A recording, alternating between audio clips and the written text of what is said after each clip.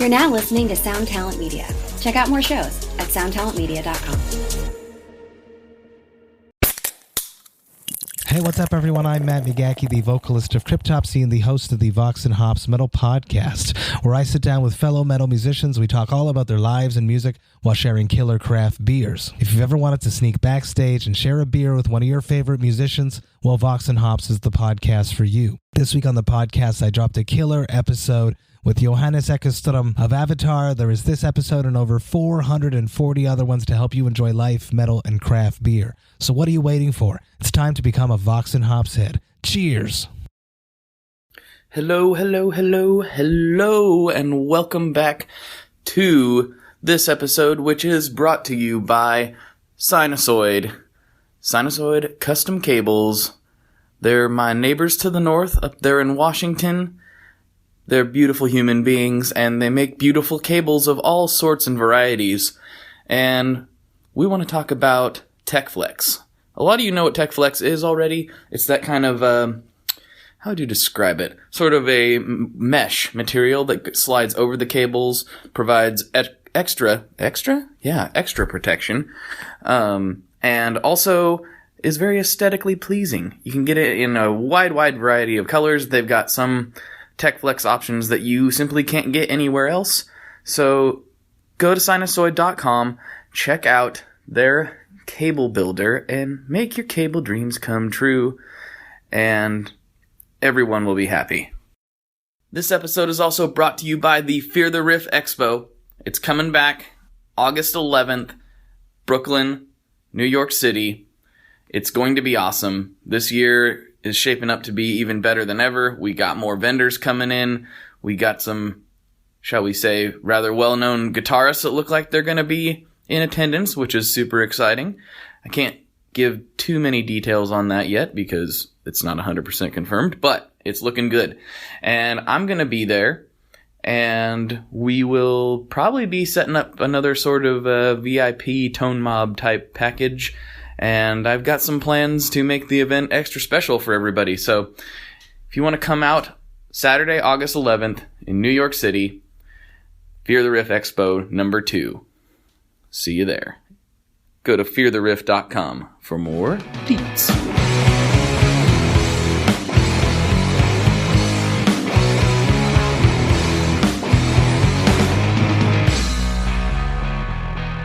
Welcome back to another episode of the ToneMob.com podcast. As you know, I'm your host, Blake Weiland, and with me today I have, returning for a second time, Mr. Rick Matthews of Matthews Effects.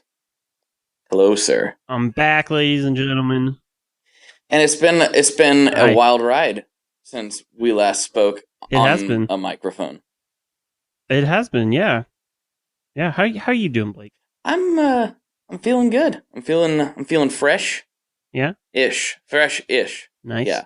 I have a feeling in a few more days I'll be more fresh than I am right now, but that's okay. Yeah. How about yourself? You recovered from our rather interesting car ride we had to do at NAMM. We had a epic car ride, one that we swore we would never speak of again. Not me. I said I would talk about it a lot. Oh man. Yeah, no, I've been doing great. Just busy ever since then, and making pedals, putting things on PCBs. You do that a lot, don't you? Like you I actually don't. I make my employees do it a lot. Mm-hmm. I just do all the fun stuff, I do all the, taking pictures and designing stuff, and, I make them do all the grunt work. You do the creative aspect of things. And the podcasting. Yeah. Because you do that now. Yes. Yeah. Yeah, I do, yeah. We started our own little competition show. We're coming for you. Feels that way. Coming for you, It Blake. feels that way. It feels like you're gunning for me. Because there's definitely no way that people can squeeze more than one podcast in a day. There's no way. Oh, no. It's impossible. No one ever does that. There's no room for more than one podcast. No. Yeah, no, it's cutthroat. The community is very much, just cutthroat. We all fight. We fight regularly. I mean, Yeah. There was like an It's basically Yeah, Anchorman. exactly. There was an Anchorman style throwdown at NAMM that happened. It was really. It's not like we all showed up to each other's events. It's not like that happened at all. Yeah. Yeah. But good time. So, well, tell me about your show. We'll tell the listeners about your show and what you are kind of doing in that regard, and why is it better than this one? Yeah. Yeah. No, totally. But basically, yeah, what we're doing is it's a vlog, so it's a video kind of blog type deal.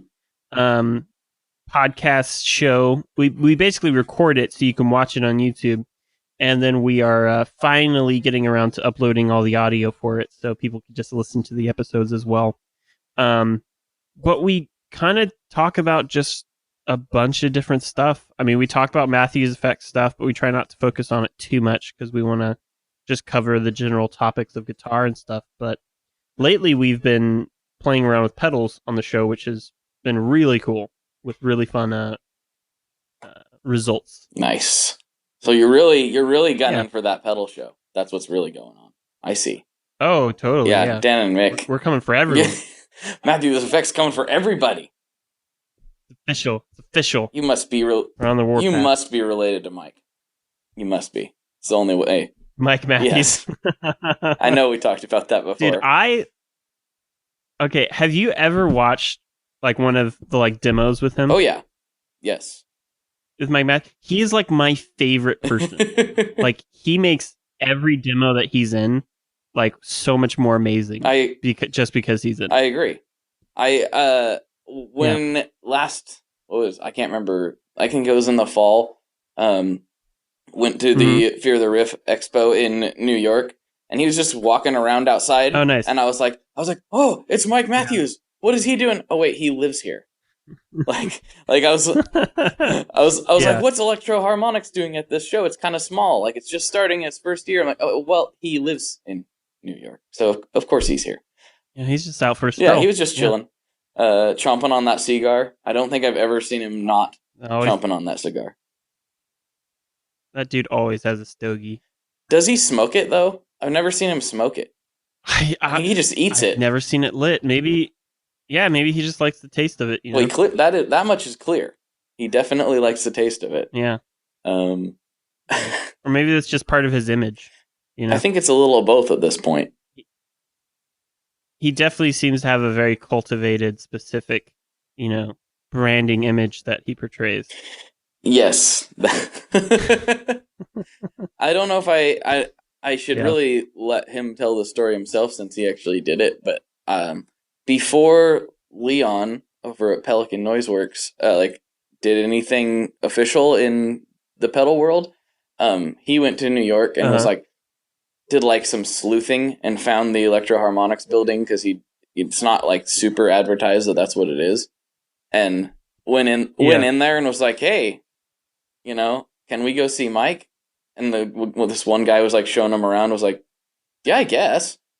Even though they weren't really supposed to, somehow he sweet talked him into it. Yeah. Him and his wife went up and hung out with Mike in his office for a little bit, which it was at the time it was that's amazing. Yeah, at the time I was like, this is the best thing. It still is the best thing, but it was we were so far removed from the industry at that point, either of us, that it was even more amazing.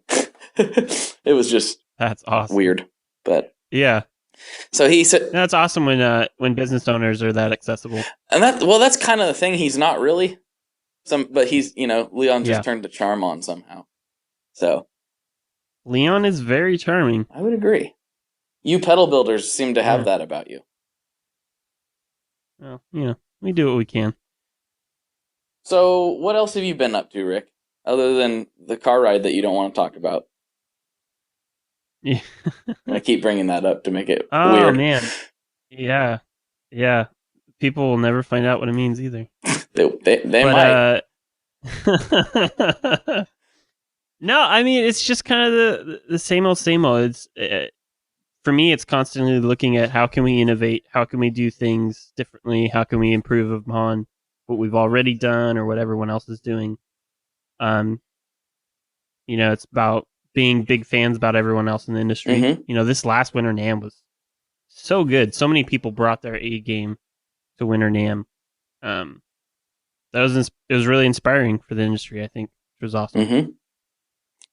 So you've got all kinds of irons in the fire right now, but like lately, at least in the Facebook group world, it seems to be like a lot of buzz about some of your limited run stuff you've done for your group. You got any more plans to? Well, maybe you can elaborate on what some of that was, and then do you got any more plans to do more of that type of stuff in the future, Yeah. or what are you thinking? Yeah, and just so everyone knows, our secret-esque, it's not so really secret anymore, but our exclusive Facebook group is called the Matthews Effects Innovators. And in there, we just post a lot of content that everyone else doesn't really get to be a part of or to experience. So it's really cool if you really like the brand and you want to feel, a part of the brand, feel the community. It's really just like grown really fast and really awesome. It's super positive community also, which is really cool. But kind of to reward everyone in that group, we do exclusive pedals, limited runs. We've done a guitar pedal building event where we live stream build a pedal with you, and we're actually gearing up to do another one this summer. But yeah, we do exclusive pedals. Like we did the Father, which had the Cosmonaut algorithm, the Astronomer algorithm, and the Astronomer Gold algorithm all in one pedal, and you could choose between one of those to have active on the pedal. And that was probably the most popular one that we've done so far. And then all those custom faceplate ones were I'm not gonna lie, they were tempting me hard, but I couldn't find any really cool art that I just had to have. But those were cool too. Yeah, we did that. Yeah, we did wood toppers, and you could basically get custom art. We did that for a limited number of people, and so people really got into that, which is fun, right? I mean, getting a pedal with your own artwork and then also it laser engraved into wood was just a really cool, fun experience. I think for them, but definitely for us too, just being able to see some of the artwork that these guys did. In. That's good times. No, I like what you're doing, and I don't know. I've told you that a million times. I think you're doing some interesting things, not just in the product side, but the presentation side as well is fun. I don't think you were doing those scavenger hunts either last time you came on though. I'm starting to think about it. You came on like 2 years ago, wasn't it? It's been a while. It was a long time, but you don't write, you don't call. It's not true. I do both of those things on a regular basis, and you know it. Don't you let people think otherwise. No, it's we would do stuff like that on Instagram. Mm-hmm. And I still love Instagram, but I think everyone can agree Instagram's not what it used to be, at least. And so we kind of moved to doing a lot of the exclusive stuff in the Innovators group where people are a lot more active and they just engaged more. I think that's a big part of it. Well, it's easier for them to see. And it just creates a place. Yeah, it's easier for them to see and for people to talk stuff out, especially with like this last one we did. I mean, I tried really hard to stump people and they still figured it out within, I can't remember how long, but it wasn't very long. I mean, I had like this clue pointed to another clue, which sent you to this secret website, which had an audio clip of Morse code. So it wasn't even like you had to literally figure out the audio Morse code, which then led you somewhere else. And like, people still crack that way faster than I expected.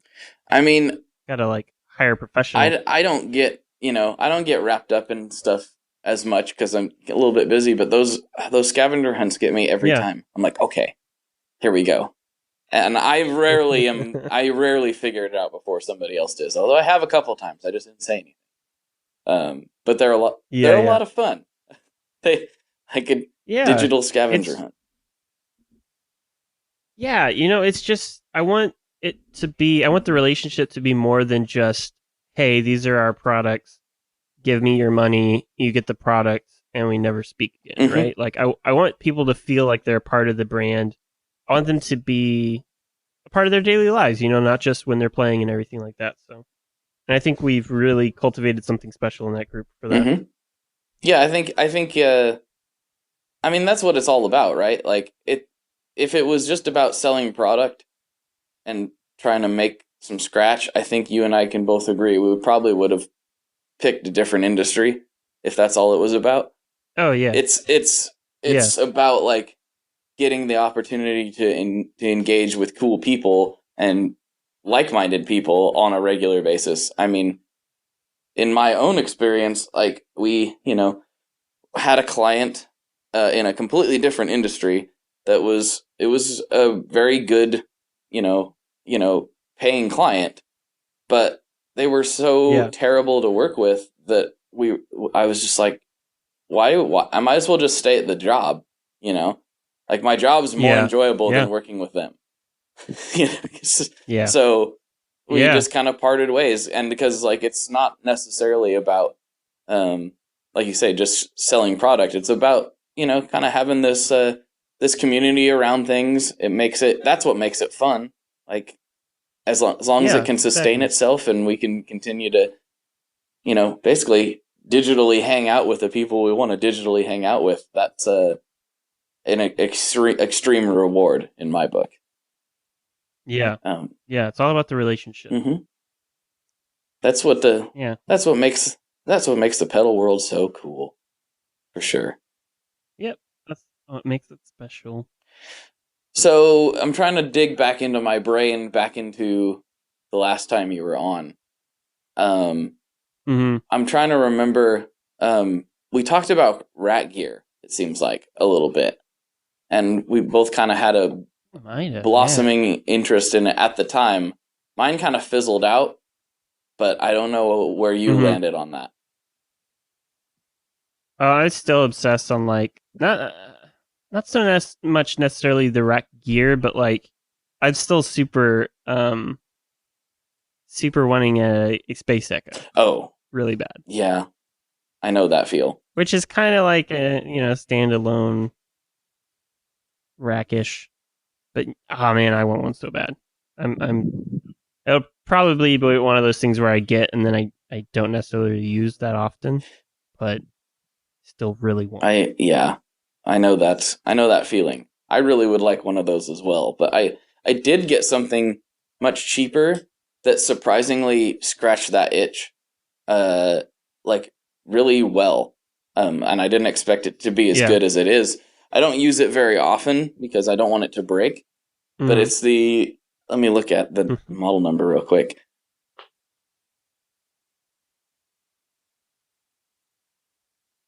Dead air is great for podcasting. The Univox EC880, I believe. I couldn't see it as good as I thought I could. Oh, yeah. It's a like cassette-based delay. I think I've talked about it on the show a couple times. Yeah. But, have you messed with those at all? Ever seen one? I've never personally played one, but I've read about them, and they seem super cool, like and very unique. Like they kind of have their own thing. They do. They're definitely not a Space Echo for sure. But they do sort of have that vibe to a degree. And I understand now when people are like, oh, and this is kind of not even what they're talking about, but like I understand now, like when people say the middle ground or the tape echo, like real tape echo, like we've all played simulators, and a lot of them are really, really good, but the real thing, there's something about it. I don't know what it is. It's all the little quirks and the pops and the warbles and how every machine is a little bit different. It's just, I don't know. And the way it saturates. That's the other thing. It's funny because I mean that's literally all like vintage stuff. Like you look at germanium diodes, or you can name anything really. Just any of the old stuff. Like what makes it special, tubes, is really the inconsistencies in the technology, and that's what adds its character and its warmth. Is it not specifically working how it necessarily was designed to? I mean, that's tube amps. Like you said, that's like 100% like where rock and roll came from.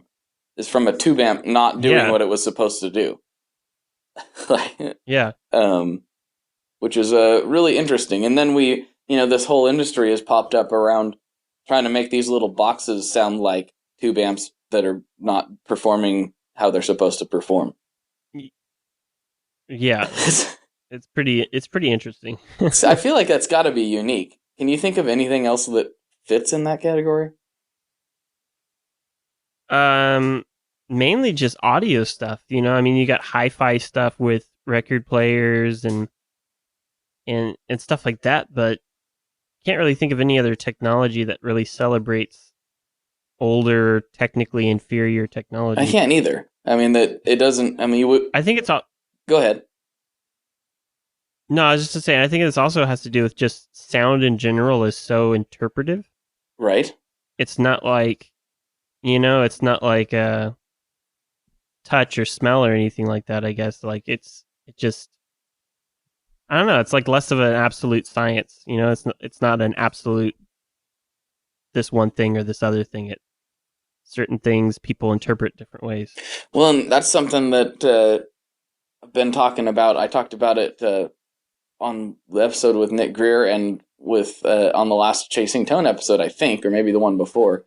That like the way we perceive things is different based on like your physical, how you're built, basically. Like your ear is physically a different size and shape than mine, and therefore we are going to hear things differently. I mean, there's some general things that we can all agree on, but I know for a fact that there's guys that can hear things that I can't hear, or can just barely hear, or would not pick up. Oh yeah, I mean, and if you don't believe it, just try like shaping your hand around your ear sometime, and you can totally change the tone of what you're hearing just by how you're changing the reflections of what's coming into your ear. So how do you, like, your whole business is based around making things that sound awesome, and obviously that's worked pretty darn good. How do you design? How do you go about designing things with that knowledge? You know what I mean? Like with that in mind, knowing that Joe Blow is going to hear it differently than you. Do you add more range, or do you even think about it? You just make what sounds good to you. Yeah, I mean, what's really important to me is creating things that will work across multiple applications. Because even just differences in us physically hearing, you have, pedals that sound great on this guitar with this amp, but then you put it with a different guitar and a different amp, and it sounds completely different. I know you've talked about that before. So being able to have something that is really applicable to any situation that you're playing in is super important. And I try to create stuff that has a really wide range, so you're not playing in this box necessarily, or maybe it's just a bigger box than what you normally would. Right. And then when I'm designing stuff, I try to do that. I try to play it across multiple things. I have the excuse to collect different kinds of amps and guitars, so I try to have one of everything and try to play, single coils, humbuckers, P90s, everything through every pedal, and then American style, Brit style, crunchy, all different types of amps. Do you ever try different instruments? Keyboards or something? Yeah, not so much in the designing phase, but we love doing that once we kind of already kind of move forward with stuff. I mean, generally, if it sounds good on guitars, it's going to sound really interesting and cool on other instruments. And then you can just get different responses, especially with how EQ works, and if you have something that's, like transistor-based fuzzes sound very different depending on the input that's going into them. Right. And so playing with line inputs versus, your guitar input, and how keyboard synth signal plays with it compared to a guitar signal is always really fun. Nice. That's part of the fun for me too, is like I was playing, there's times where, I'm sure you've experienced this, like where I can't hardly play a note on the guitar. Like I was just like, just pick it up and be like, what is this thing even? I don't know what it is. Why can't I play it? And it, just everything sounded terrible no matter what. And so I still want to play something. So I started playing the piano, and that night, for whatever reason, it was just working. And I started thinking, like, the little kind of piano riffs I was playing, like, how cool would this sound if it was mic'd? And then I ran it through some fuzz pedals. Like, I always am thinking about, almost no matter what musical instrument or endeavor I'm doing, I'm always thinking about this would be cooler if I could run it through pedals. Yeah, I don't know what part of my brain that is, but I know on our record we definitely ran some vocals through pedals and did some other pedals were all over that thing. So they're not just for guitars. I think that's what's really great about I think that's what's great about the pedal industry in general, has really taught and encouraged people to experiment with different stuff and to not just use what they're given. Mm-hmm. I think in recording, a lot of people are used to just, okay, this is the reverbs that are in the DAW, or this is the delays in the DAW, and that's all that they ever use. Mm-hmm. And I think pedals really encourage us to try different versions of things and mix and match and try it in different ways that you wouldn't normally do. Yeah, I mean, I've kind of talked about it here and there, but I'm starting to see, and maybe it's just because I'm paying more attention, it seems like a lot of synth players are starting to, in addition to like their massive modular setups, they're starting to roll pedals into it here and there. And I don't know if that's because totally, yeah. I don't know if they've always done that and I just am now noticing, or if it's because like companies like Dwarfcraft and Maleco and other companies are just real synth based, or not synth based, but they have fingers in both worlds. So I'm not sure if you've seen that trend or not. Yeah, I think they've always kind of done that. I think predominantly when you see them using pedals is because there's not a rack or a modular version. And so they're like, well, this sounds awesome. I still need this. So they get a little floating pedal board that they'll have above their keys so they can tweak stuff while they're playing. Mm-hmm. I love modular stuff though. And that is one project I want to work on this year, is getting a Euro rack version of some of our stuff, which I think would be really fun. That would be really cool.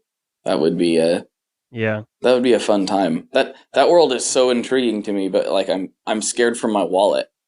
Like I'm already there's so much to buy. Well, I'm already addicted to pedals, and I feel like that's just another level of that. Right? Like whole new playground. Yeah, that could get dangerous in a hurry. Although it does fascinate me, and I've had a couple synth guys be like, "You're in Portland and you are interested in synths, and you're not taking advantage of it." I'm like, is this a big deal over here? They're like, yeah, it's like one of the synth capitals. I'm like, oh, I'm in danger, Will Robinson.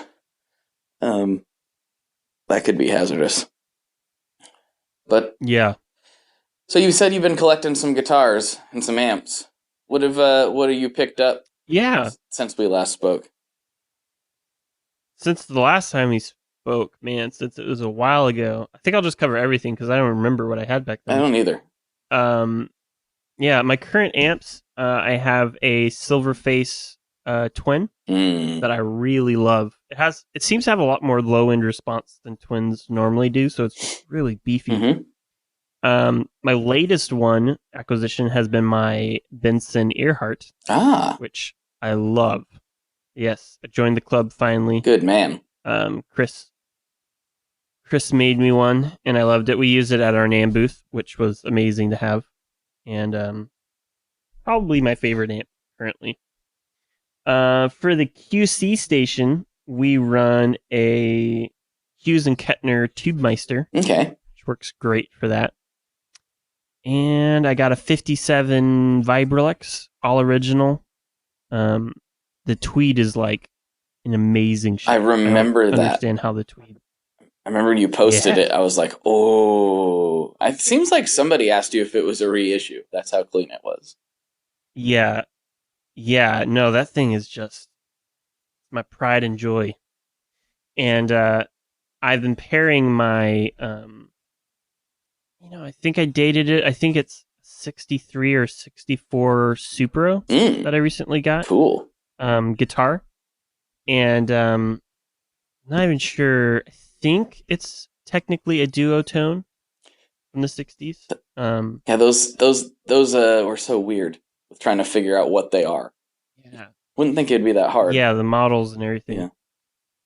Yeah. But that thing, man, you play a bunch of different guitar brands, obviously, and people will be like, these Gibsons have a really unique character, and Fenders have a really unique character. And it's like, it's true. Like, yeah, you're like, yeah, they sound unique. these things sound so different. Mm-hmm. Like, because they're completely hollow and made from what's that material? They make boats out of it. Is it? I don't know about yours specifically. Yours isn't one of those fiberglass ones, is it? Yeah, it's a fiberglass. Is it fiberglass? Okay, all right.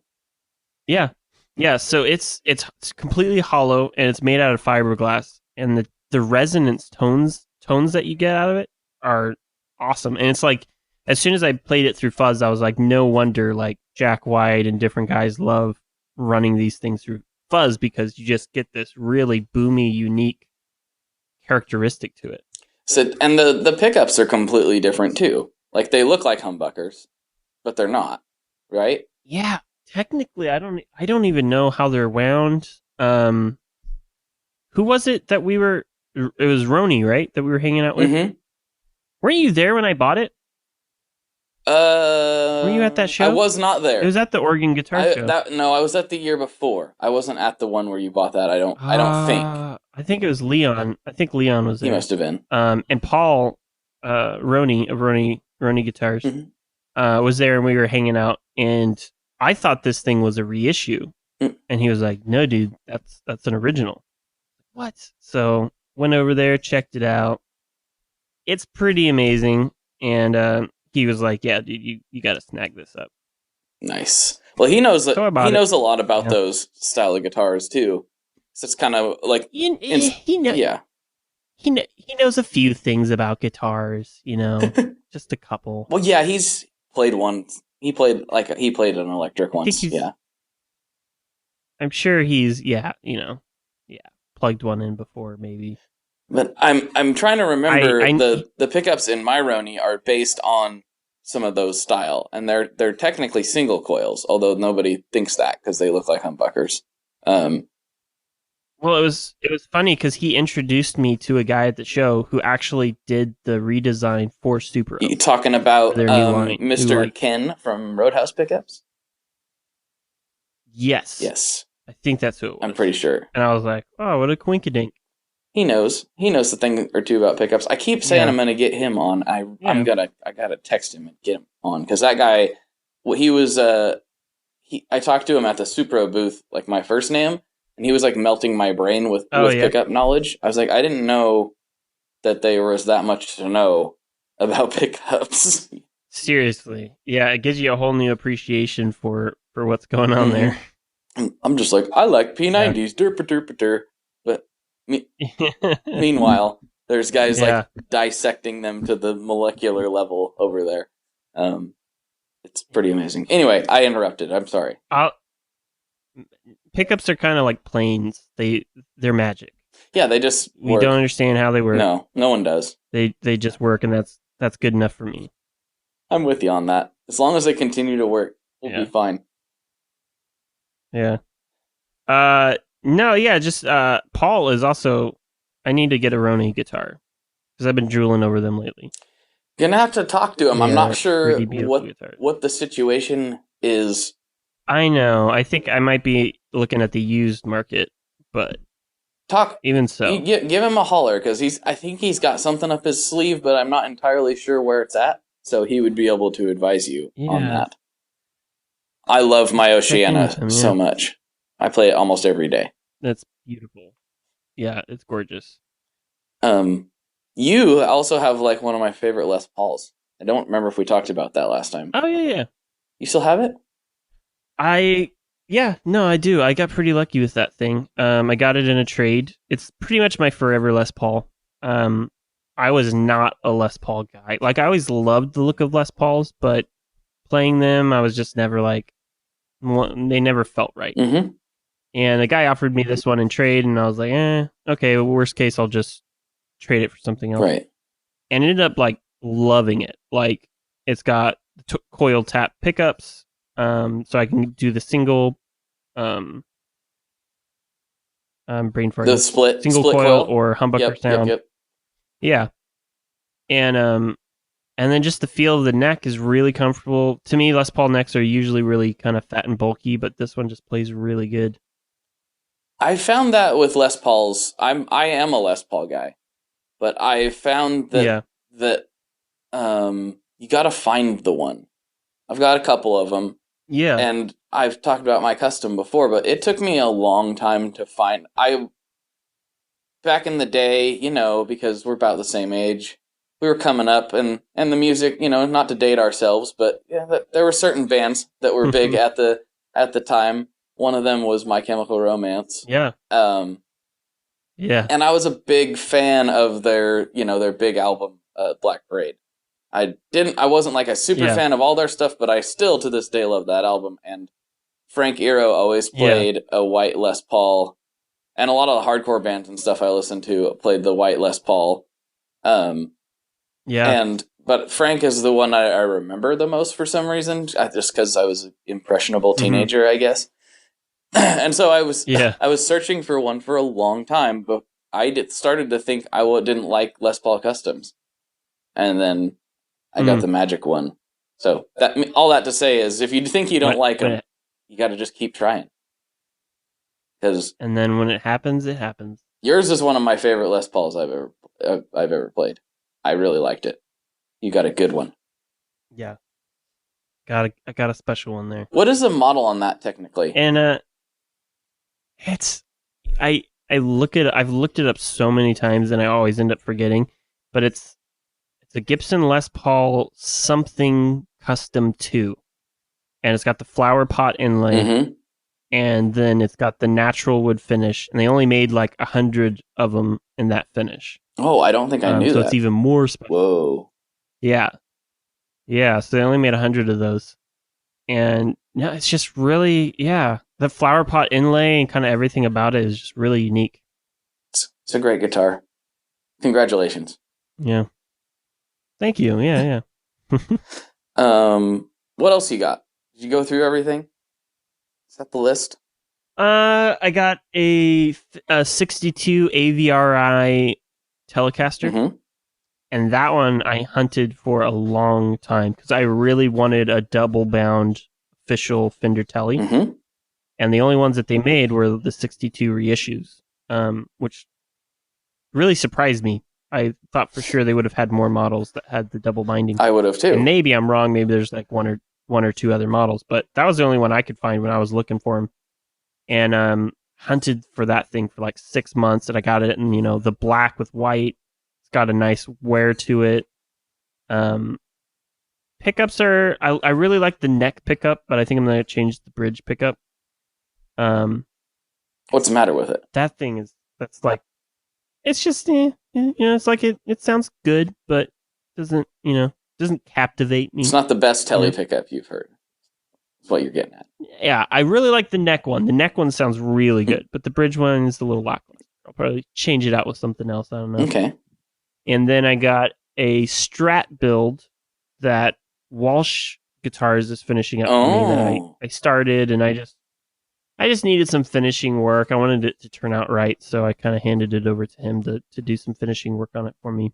That will turn out good. Excited to get that one back, hopefully soon. Yeah, it's like gold with weather cracking on it, and yeah, that's something special. That's going to be super awesome. And then I got a Paler bass, which I really love. Paler's stuff is phenomenal. I love all of his stuff. Very good. Oh, I remember that bass.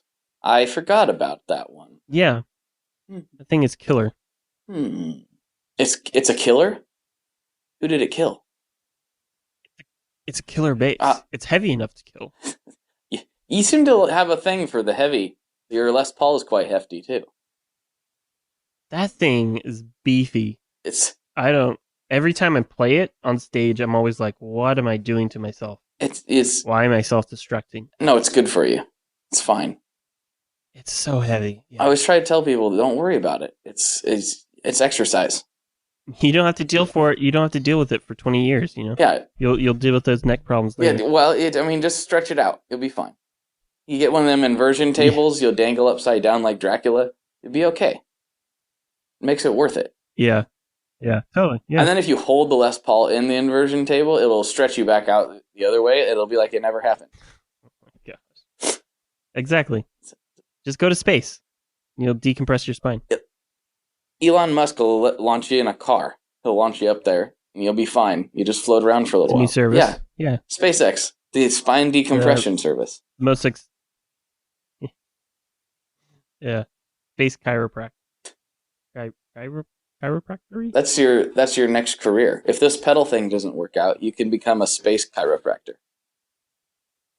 Yeah, I've already been building up with it, with all the space-themed pedals. That's what I was thinking. To just, get people used to the idea.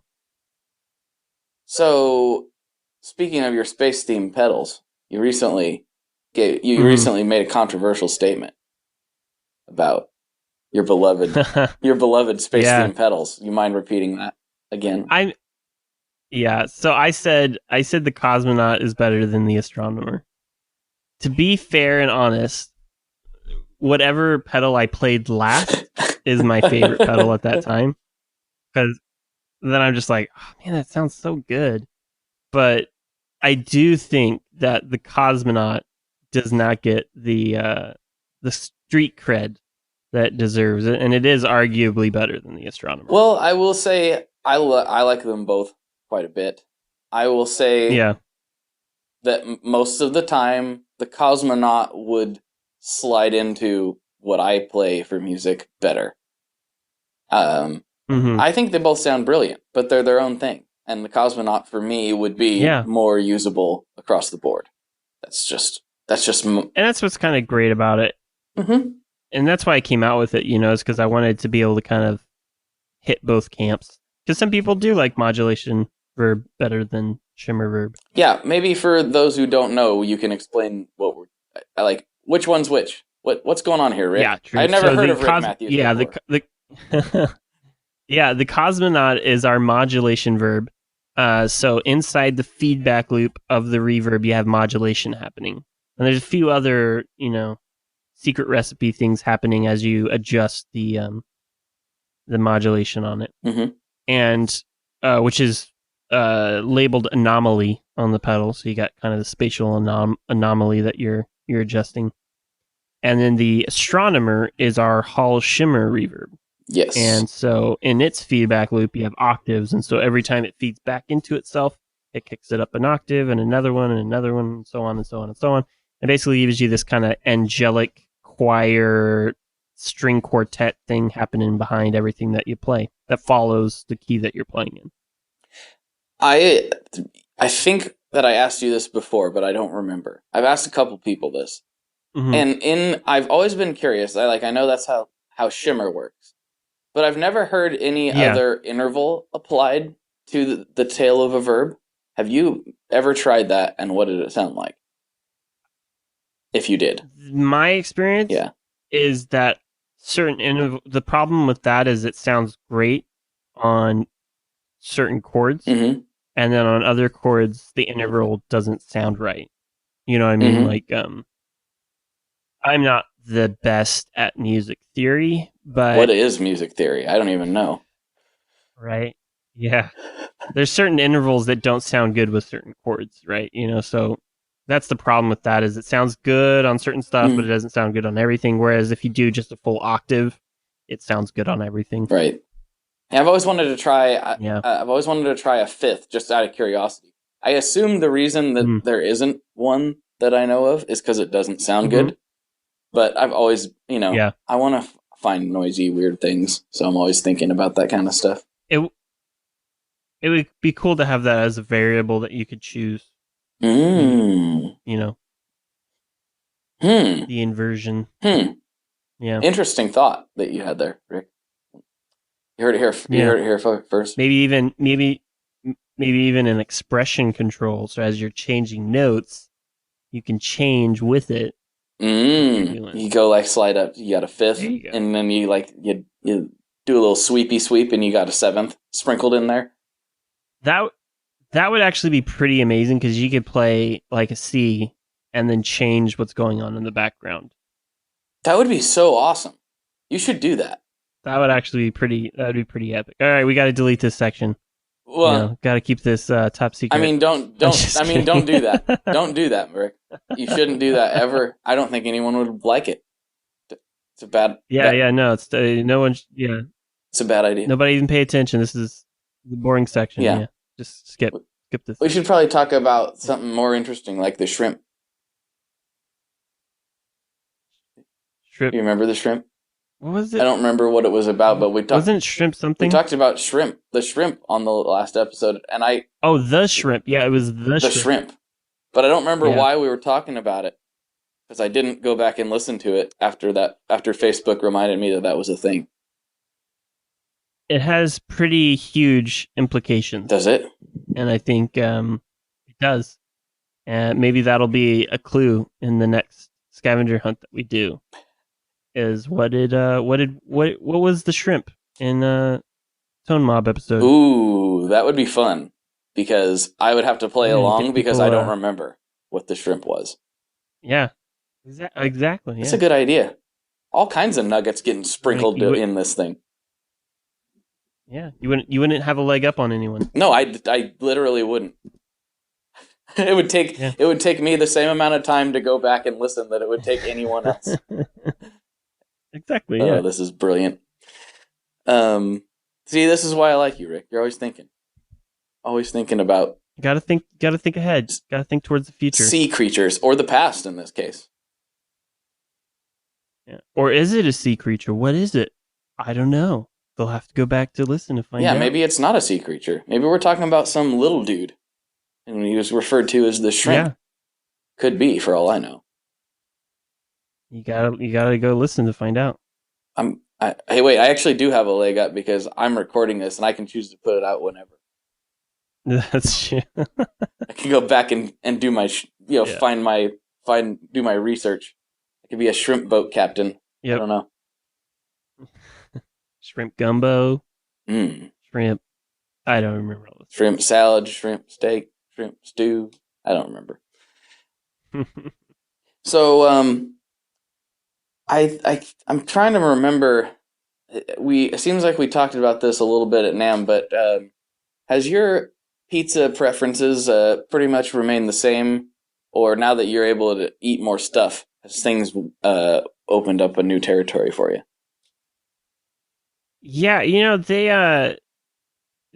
it's actually kind of stayed the same. I mean, so for people who don't know, from the same month that I started my company, I was diagnosed with a autoimmune disease that was pretty debilitating. And the last 6 months, I had 2 surgeries to basically correct it, blah, blah, blah. So I can eat whatever I want now. And I still get predominantly, I get pizza without cheese on it. Just because now I went without cheese for so long that it's just like, it's almost sickening how much cheese is on pizza now. Interesting. You know what I mean? You go without it for so long, and then it's just like way overload. It's like, okay, this is way too much cheese. Can you go like light on? You say, tell them, hey, light on the cheese there, Papa Murphy's, or whatever. Yeah, I mean, predominantly I go to Mod Pizza, so they make it for me while I'm there, and I just go no cheese. I just do sauce and meats and gluten, and it tastes delicious. That's an interesting approach, but I can see that if you ate it. I'm sure that sounds super weird, but it's good for me. It does sound super weird, I'm not going to lie, because I always imagine cheese is like the glue of the pizza. It holds everything together. Yeah. But I can see, I'm going to give you a pass on it, because if you ate one way for so long, and that's like, that sounds good. If you adding cheese in, it almost makes it a whole different thing. It's almost not even what you came to know as pizza. I mean, without it, it's almost like a flatbread, almost sandwich type thing, because it's just flatbread, sauce, and meat. It's like an open face flatbread sandwich. I wouldn't even call it pizza. Yeah, I wouldn't even call it pizza. Well, at least you're honest about it. Some people trying to tell me that. At least I'm not putting weird fruit. Yeah. I mean, I can give the no cheese a pass, but he starts putting that evil fruit on top of it. Bleh. Yeah. Bleh. I didn't know that it was... Or ketchup on macaroni and cheese. Did you see that? I did. I don't even know what to think about that. People, do you do that? Do you do that? Do I do that? You can be honest. Why would you... Why would you think that of me? It's so wrong. It sounds so wrong. I can't wrap my mind around that one. I mean... Yeah. I'm all about, you do you. I'm down with that. But I don't know. I don't know if I could I don't know. I don't know if I could see that. I mean, it's almost equivalent. It's almost equivalent to putting marinara sauce when you're getting what's the white sauce? Like, You know what I mean? Like, no, I don't. What do you say? what is that? What is that white sauce On pizza? on pasta? Alfredo. Alfredo. Yeah. It's like putting marinara sauce and Alfredo sauce on pasta at the same time. Like, it's just wrong. I mean, I could, Doesn't go together. I could do that way before I could do the ketchup on mac and cheese. Ketchup and Ketchup and mac and cheese is just, all seems wrong to me. I don't know. I just looked at it and went, is that for a person? Well, Like a person's supposed to eat that? and now you can get ketchup slices. Ketchup slices? You heard that right. No. Yeah, slices of ketchup. Explain this. I'm so confused. It's like hard ketchup? Have you ever seen like forgetting what they're called? It's like fruit it's like fruit rope. It's like really textury. Like, It's kind of like a natural fruit roll-up. okay, yeah. Like the fruit leathers and things like that. You know? Fruit leathers, that's what it Yeah. is. Yeah, fruit leathers. It's basically that. It's like ketchup leather. I don't think... And you put it on your sandwich. I don't think that's a good idea. I don't like it. Yeah. You know, there's some things you just like, I try to keep open mind, but sometimes you look at things and you just go, mm-mm. Yeah, there's some doors that man was not meant to open. And that's definitely one of them. I mean, I could see it. Let me back up a couple steps. I could see it in a situation where you were, hiking in the wilderness and you couldn't go more than a couple of days without having your very special, ketchup sandwich or whatever. I don't know. I can't think. I'm trying to wrestle Do it. that. Is that an application?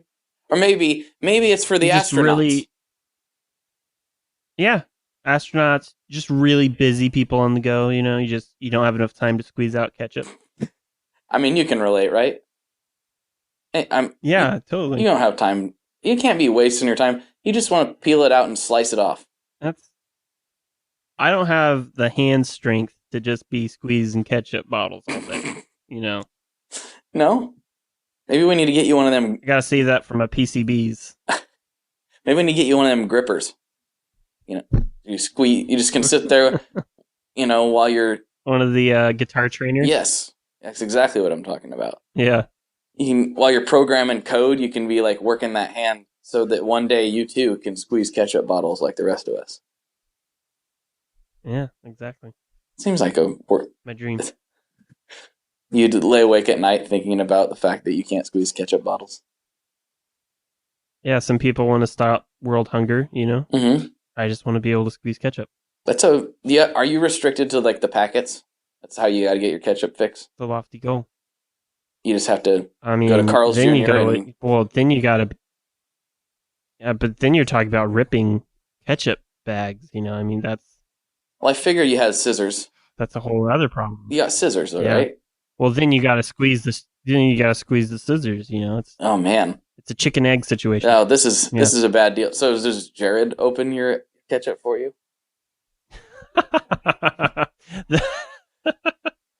Yeah, he has to apply ketchup on all my meals. Yeah. It's one of the things you got to do as an employee. Right, so, of Matthew's Effect. We got a new job opening, and I don't squeeze my own ketchup. You gotta do that for me. Yeah, that's a good plan. Hey, he's your employee. The worst job ever. I could think of worse jobs than like a ketchup applicator. That's true. For people who don't know, Jared was he your first employee or like just your longest?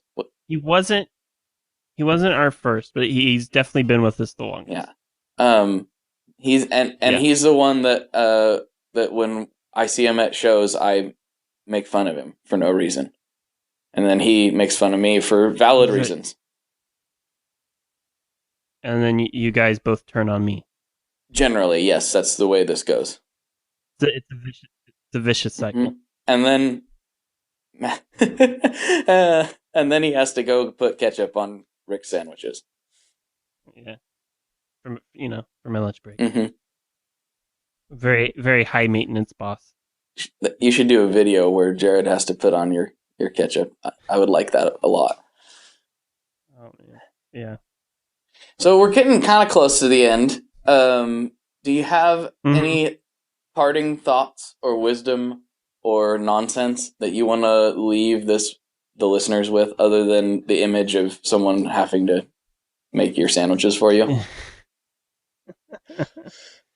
I would just say that we have some crazy, exciting stuff coming up over the rest of the year that I think people are going to be very jazzed for. They're going to be doing jazz hands because they're so excited at what we're going to be launching. So I would keep track with us. Check us out on social media.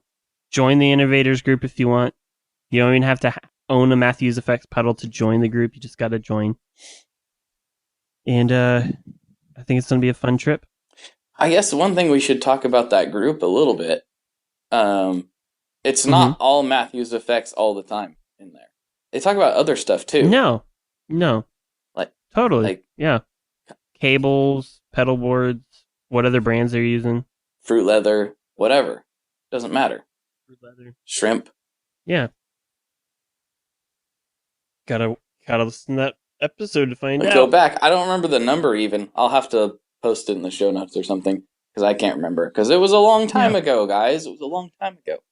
A while ago. Yeah. But you need to come down next time you're in Portland. Maybe come by the shred shed and maybe we'll do a little shred. Yeah, we'll do a little shredding. Maybe we'll do another cast. Sounds good. Maybe we'll do a video or something. I'll bring a bunch of stuff to let you try out that you then can't talk about. Oh, that's my favorite thing. You know that's my favorite thing. Right? Is trying out stuff that I can't talk about. I do that all the time, and I love it. Yes. Ray. But no, I think I'm going to be heading that way not too long. I'll definitely have to do that. Oh, well, come on by, good dude. Come on down. Come on down. Bring my own ketchup. I can squeeze it for you. You don't need... Jared doesn't need to come along unless he just wants to. I'll apply the ketchup for you.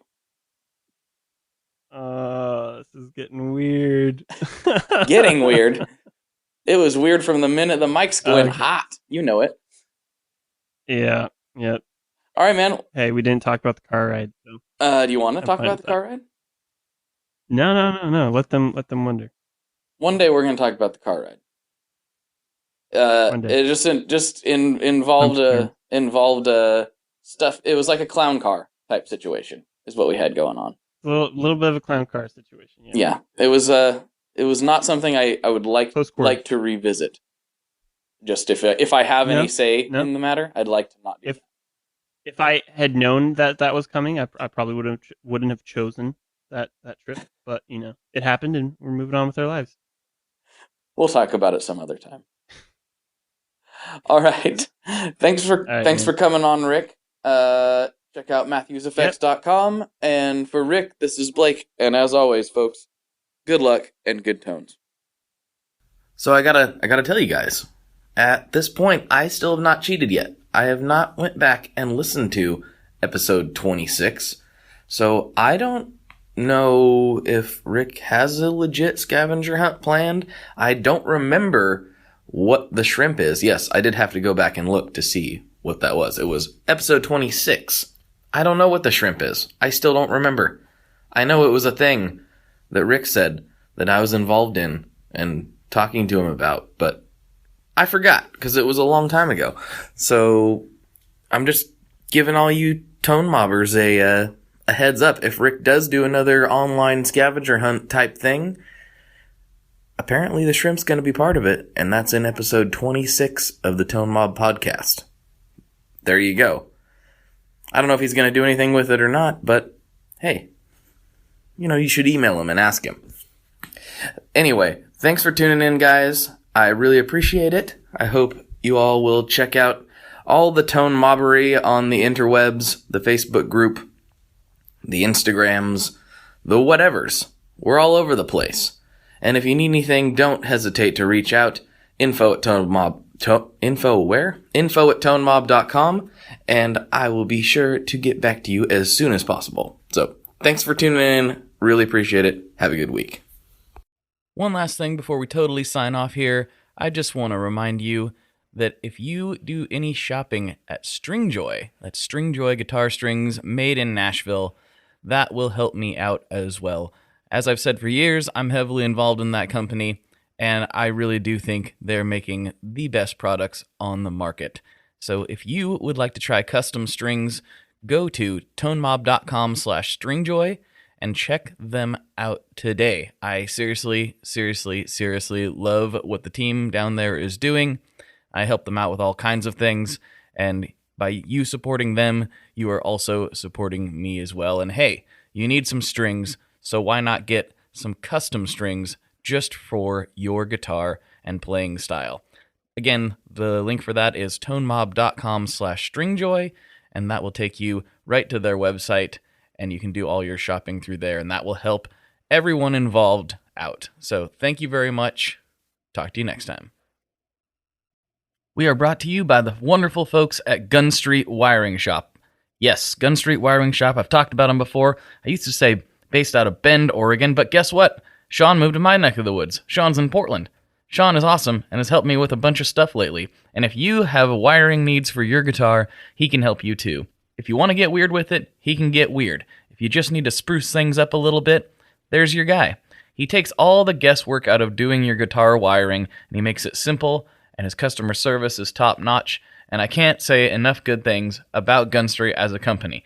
I really respect Sean and what he's all about, and the product is top-notch. I've got 3 different guitars that now have Gun Street harnesses in them, and I could not be happier.